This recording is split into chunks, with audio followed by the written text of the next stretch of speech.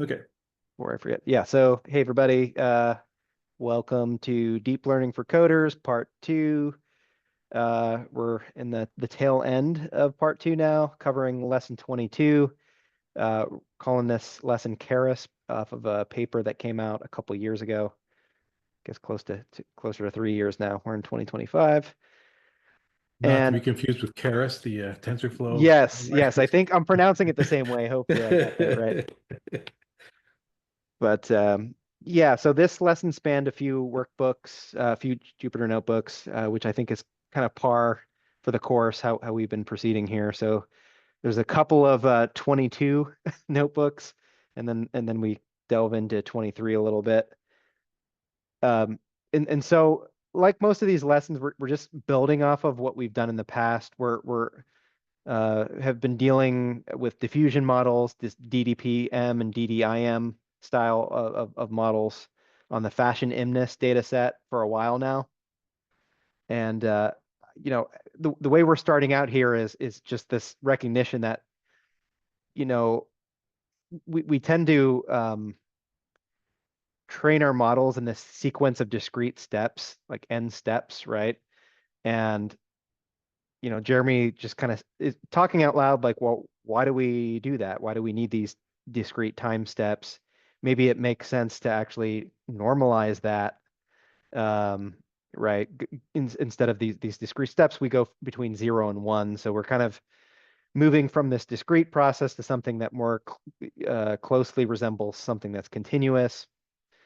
Um, and converting the problem in this way has an interesting interpretation, and that's that what percentage of the diffusion process are we kind of through from beginning to end. And I think we all kind of intuitively understand between 0 and 1, right? Like that's like a probability almost. It's something that just makes intuitive sense.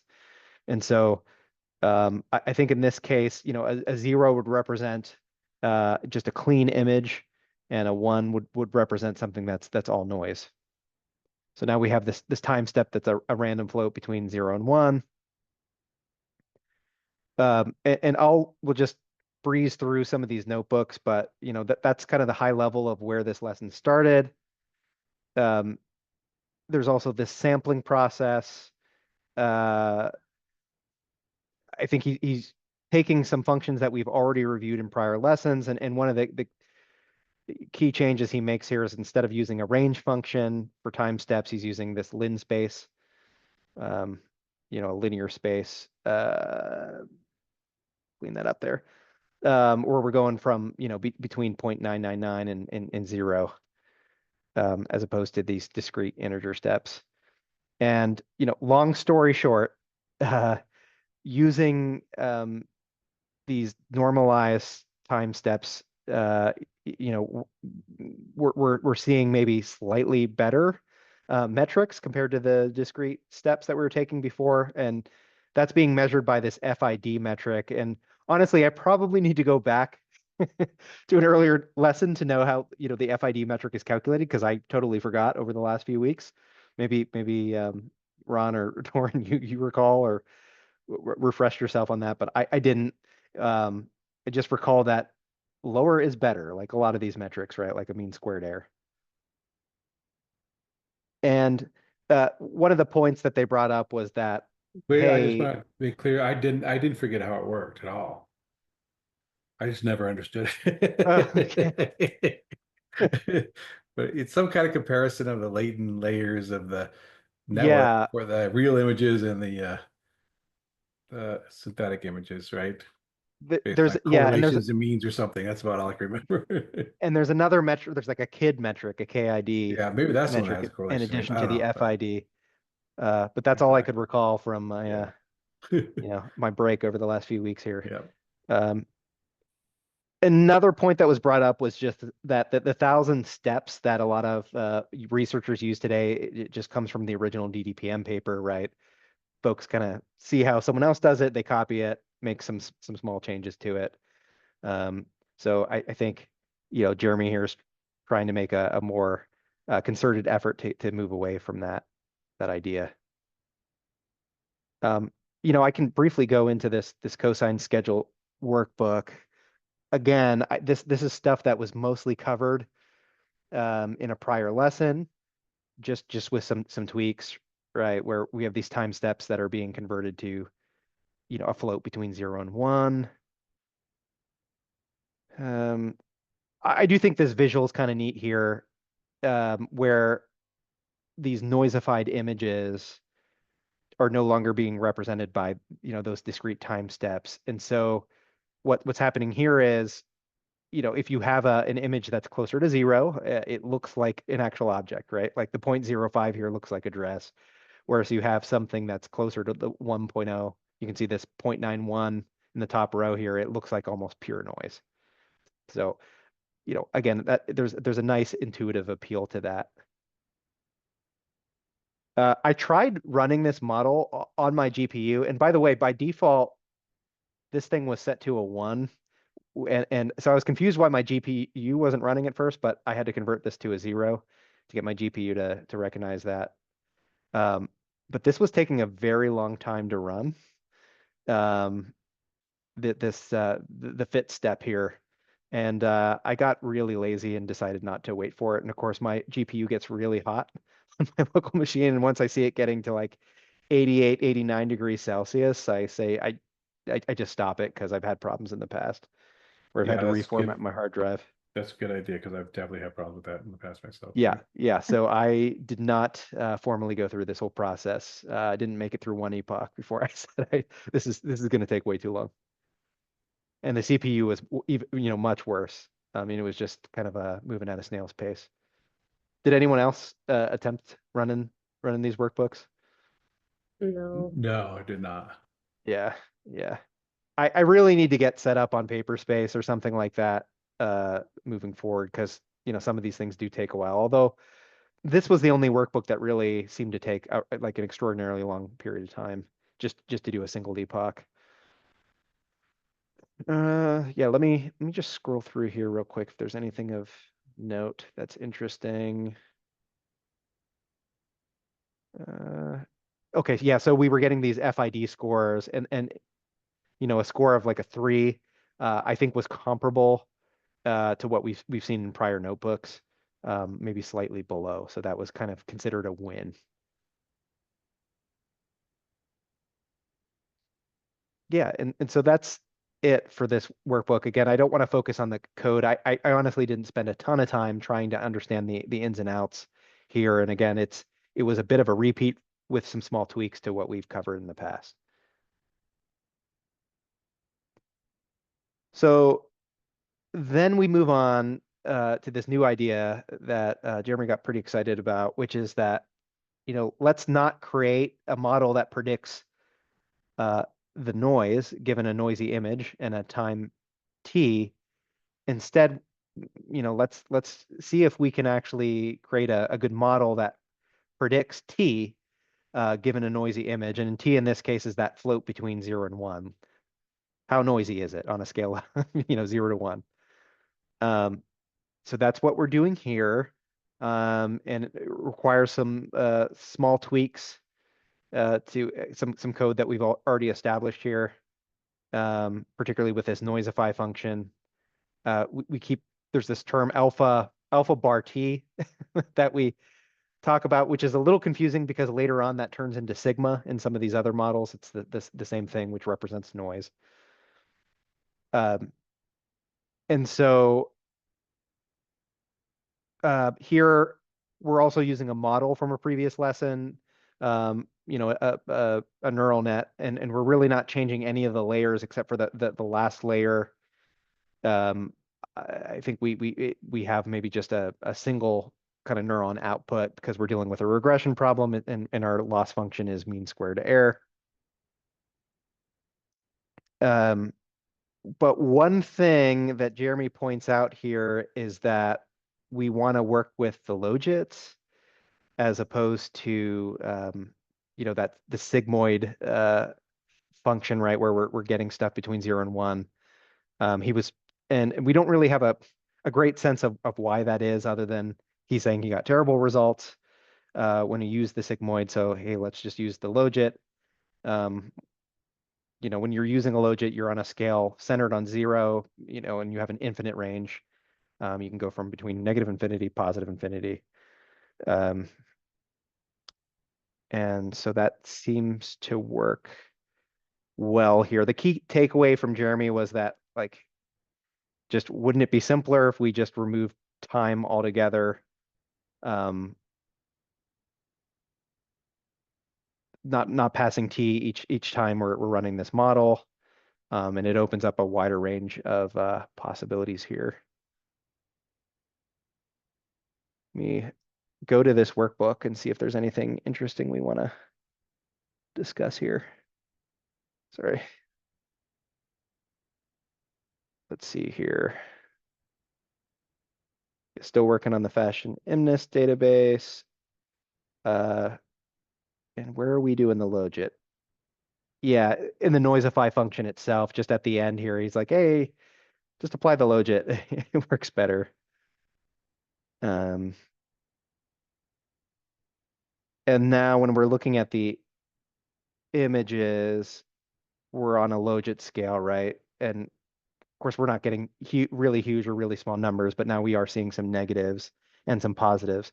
The one thing that confused me here is actually the images that are highest on the logit scale are actually kind of clearer. And the way I was thinking Yeah, about this is this should actually be more noisy. yeah, Right? it's opposite of the other one. Opposite of what you would expect, right? And so I think the noisiest images here would have the most negative values. So that would be our like negative 1.16 is the noisiest. Our cleanest image it has the highest logit. So something's happening there that maybe I'm just not getting. But yeah, it is kind of backwards from what I would initially expect.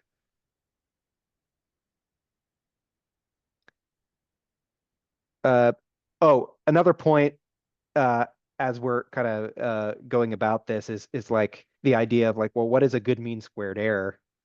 You don't really know that unless you create a good baseline. And so what Jeremy does in the lesson is he creates basically a random classifier that just predicts a constant. And so here he has like a 0.05 that he's predicting. I think he was saying in the video, like, well, it really should be 0, but he's just leaving it at 0.5 because anyway, it's that is our random baseline, and it gets mean squared error in this 3.5 range. I think that is the random model there. And we want to make sure that we can do better. And we do end up doing better at the end of the day.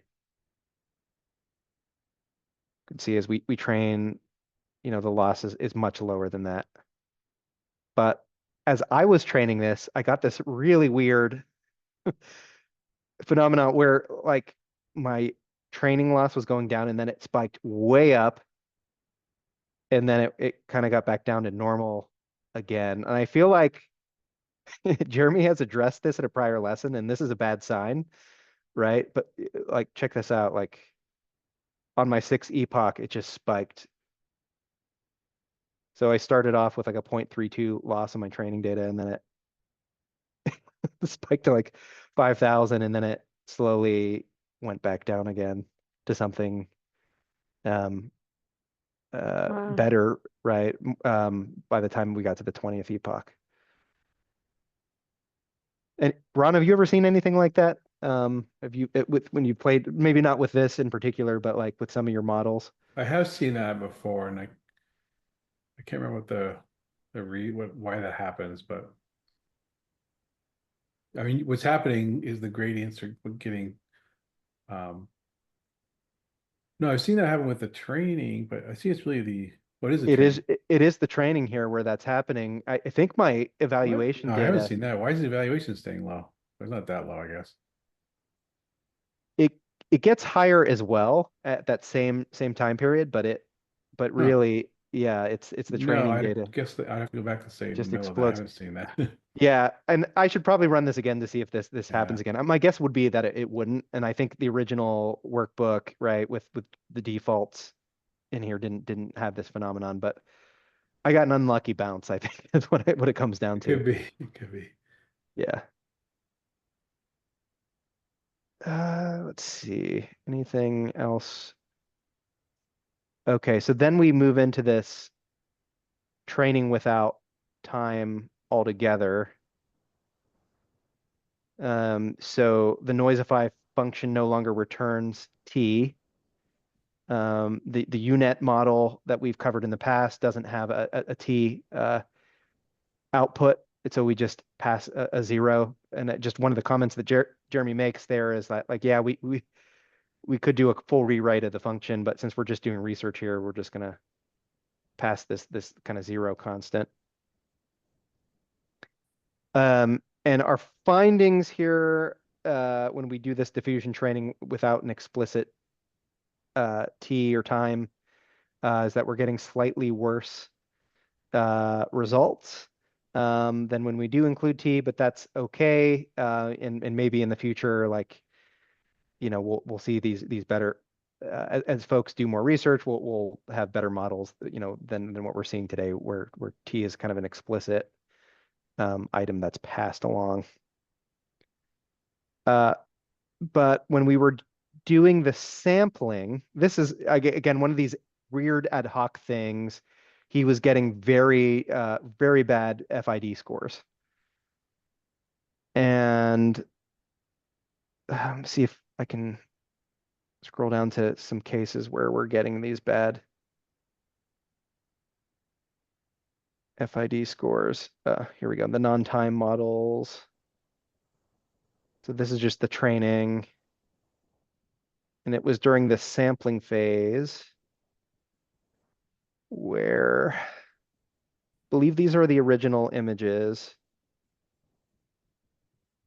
Yeah, I think he's showing like this image on the next to last row in the final column. It looks like a shirt, but it's really funky. Um, and I think we have some really strange artifacts in like second row, second column. That hoodie has just like a strange pattern on it. Yeah. And that's kind of represented in this FID score of like 22, where we were seeing something much lower previously. And so Jeremy makes this ad hoc change here where the model is, correct me if I'm wrong, maybe you guys had a different interpretation here, but my understanding is that it is predicting, kind of as we were showing before, the level of noise, right? Like between 0 and 1 or whatever, or maybe it's on a logit scale. And so these values can sometimes get arbitrarily high or very low. So what he just introduces a new line of code, or a couple lines of code that says, well, for my mini batch, what is the median value that's being predicted by the model? Yeah, it's between 0 and 1 because I can see the sigmoid here. Right. And he's saying, well, I don't want things to stray too far from that median. So I'm going to say, well, it can be as low as a half of the median, or it can be double the median. But outside of that, I'm going to censor this thing, right? I don't want really low values or really high values. And so that's kind of how he addresses this issue in the DDIM step. Now, wait, And there's two pieces there, right? The big change really was using the predicted time rather than the actual time. In the yes, original, we have removed time entirely. no, because in the DDM step that had the bad fit scores, he's still using the A bar calculator from T, wasn't he? Yeah. Scroll up to this one, right? No, that's not the right one. That's the commented out one. I don't know if One he that has scored that in badly, I here. thought, wasn't using the A to do it.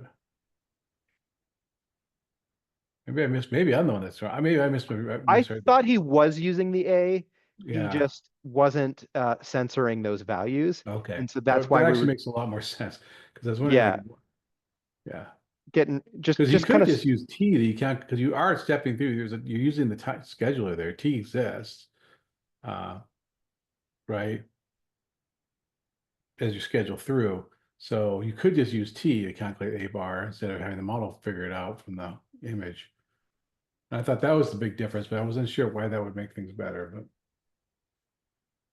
And so, looking at this, I think, he runs this twice. The images, they still don't look great, to be honest. yeah, too.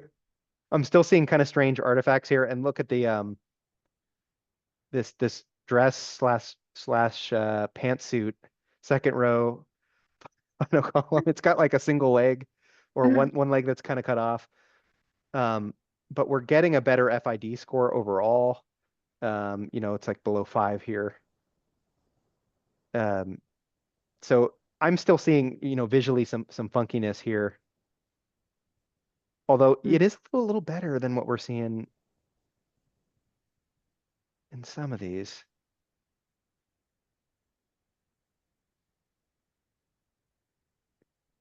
Yeah. And I think he's playing around with different parameters here. You can see these like sigma values, eta values. yeah. I mean, the notebook doesn't really reflect well what he was talking through because he kind of went back and changed things, and Yeah, so I don't know if these are lining up perfectly. yeah, Uh, I it's think hard to tell. There's I nothing. think in the video itself, when he did Yeah, apply this clamping, yeah, the images were, in my mind, visually better than, kind of what we're seeing here, where these are really funky. yeah. So, since we're dealing with images, obviously, like the eyeball test is kind of important here. Yeah. And some of these look pretty funky. So this kind of gets back to our earlier point where, this is kind of an engineering discipline, and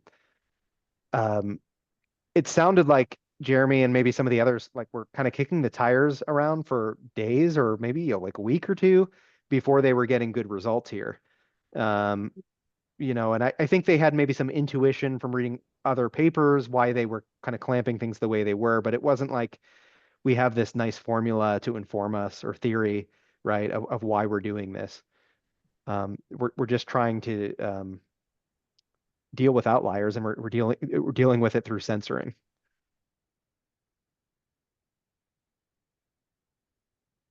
Okay. Yeah. Multiple days of iteration. They talked about pulling pulling their hair out. It's an ad hoc adjustment. All right. And then we go into a couple papers on archive. The first one is one that came out literally like the same day they were working on some of this stuff, but this was back in early 23. The first one's called On the Importance of Noise Scheduling for Diffusion Models. This is by folks on the Google Research or Google Brain team. Not going to get into a lot of the detail here, but there are some interesting takeaways. Noise scheduling is, I think, number one is really crucial for the overall performance of your model. Image size is also very important, and the noise scheduler that you use, what's best is going to be dependent on kind of your image sizes that you're working with. And so one of the things they commented on here in the video was that you don't want to apply the same kind of noise level to a 64 by 64 image. It may have a much more profound impact compared to like that same noise level introduced to a much larger 1000 by 24 by 1024 image. Which kind of makes some intuitive sense there, right? Those smaller resolution images are just going to be more sensitive to some of these to the noise levels that we're introducing here. But then the other takeaway is that like, hey, there are multiple levers we can tweak here when we're training these kind of models, and one of the series of levers would be the functions that we're applying, those noise schedulers, and we've seen the cosine schedule earlier in some of these prior lessons. Also, like a linear type of schedule as well. I think we've used in some of these models. There's also a sigmoid style model that's discussed in the paper. So you might want to try, one or maybe all of these as you're tuning. And then of course, all of these functions have various parameters that you might want to tune as you're going about it. And then finally, there's this, I think there was like this eureka moment for Jeremy's team, which is just like, you also might want to try applying these scaling factors, like this multiplicative constants to these models. And I think one of the points from maybe this was something you had presented, Ron, where they used a scaling factor of 0.5 as opposed to a 1.0, and it was kind of, was it a bug or something? It was like an accident, but it was like one of those things where it Yeah. actually improved the model performance. Yeah, what it was, remember they changed it from they accidentally were doing it from 0 to 1.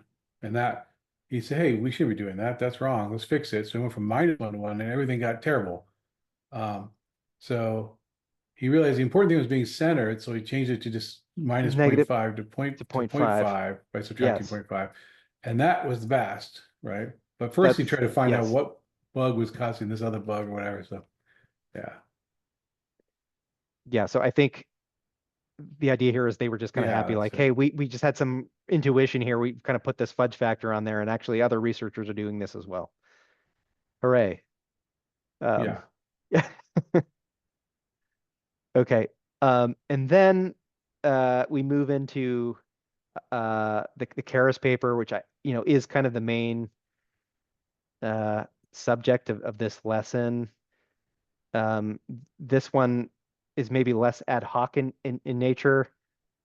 A couple of interesting points that come out of this one. Um, one is like, hey, you might not really want to predict noise from your input image if you're already starting from a really noisy image to begin with, right?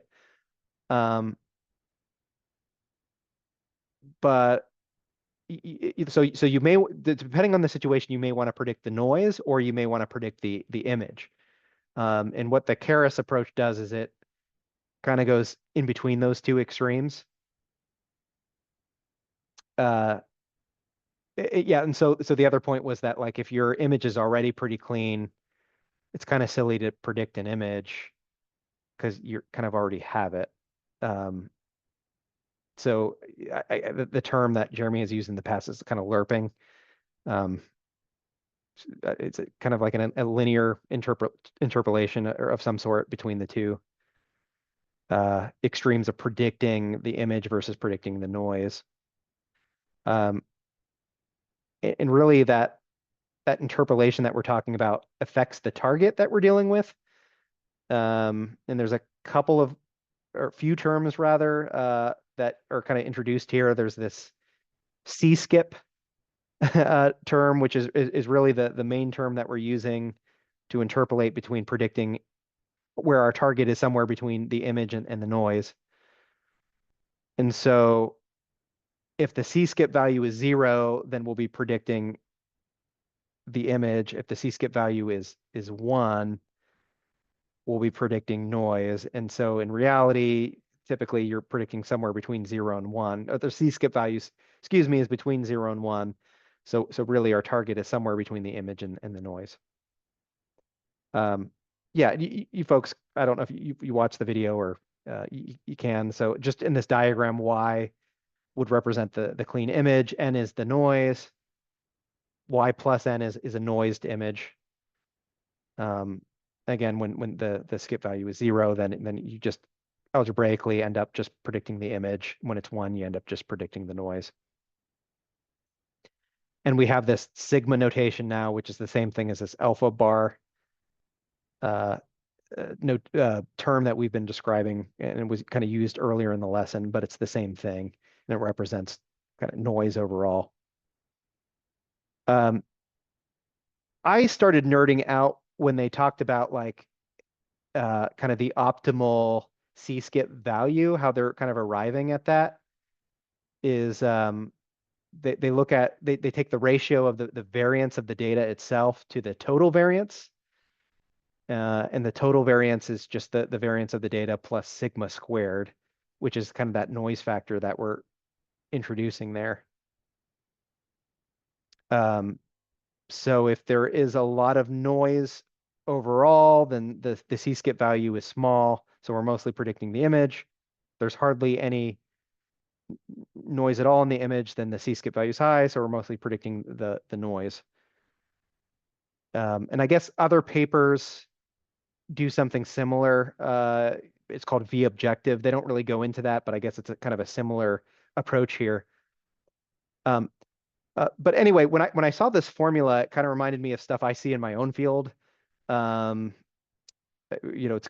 call it credibility theory, but it bears a lot of a strong resemblance to like an intra-class correlation coefficient that you might see in a random effects model, or if you deal with like a random effects ANOVA, it's kind of there's some similarities going on there, where you have this value of 0 and 1, right? And so if you think of like a random effects model and an intra-class correlation coefficient, it's the ratio you have, your numerator is your between variance, and your numerator is the sum of your between variance and then your kind of within variance, right? So you have this value that's between 0 and 1. And again, within my field, actuarial science, we use this term called credibility theory, which is essentially is the ICC. And in some cases, it's identical to that. Basically, the higher value that is, the more signal you have, and the more you rely on your claims data for predicting future claims. So yeah, I kind of nerded out a little bit thinking about that. Because I think, that idea of like an intra-class correlation coefficient just applies to a lot of different situations. And again, this C-skip value seems to be derived using something that looks like the intra-class correlation coefficient. That's, I guess, the main point. That was my takeaway. Is that ringing a bell with any of you guys? You ever use random effects models or mix the models in any of the work that you guys do? Yeah, all the time. Okay. Yeah. Gotcha. Yeah, we do as well. And yeah. So that was kind of the main takeaway there. They don't really go into much detail or call out those similarities, but again, it seems to resemble an ICC. There are two more terms that are part of the Karras methodology. It's a C in and a C out.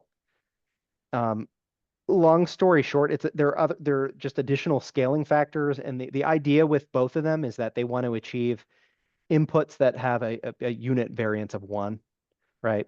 And similarly with their outputs, you want to have an output variance of 1. So the algebra behind this is in the appendix of the paper, which is kind of long, but it's not all that hairy. The logic to arrive at these values, but that's the reason why they're there. And you can see, you have this input scaling factor and you have this output scaling factor. And again, it's all about achieving unit variance. And towards the end of the lesson, Jeremy says, like, that's really important whenever you're dealing with these diffusion models. You want to have variance that's kind of stabilized. You get much better results, and that's what the Karras model is doing explicitly.